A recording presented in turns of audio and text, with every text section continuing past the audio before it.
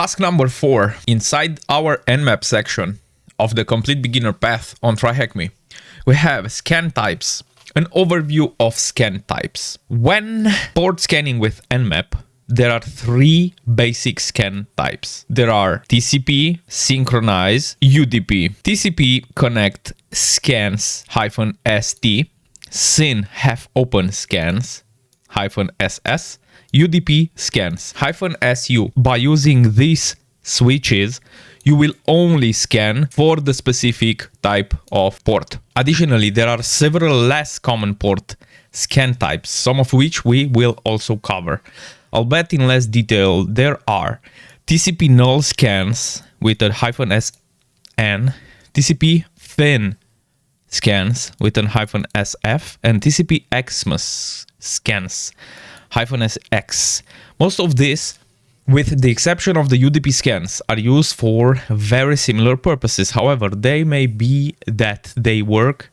The way that they work differs between each scan.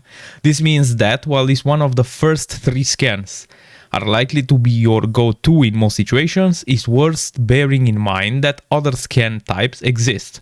In terms of network scanning, we will also look briefly at ICMP or ping scanning. If we go over here, we can see the other 3 types of scans recommended here. And here we can see exactly what each does.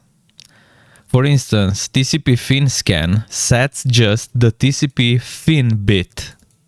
Null scan does not set any bit.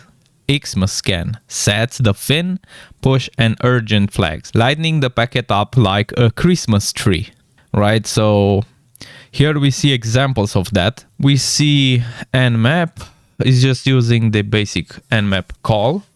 Here we see the fin example.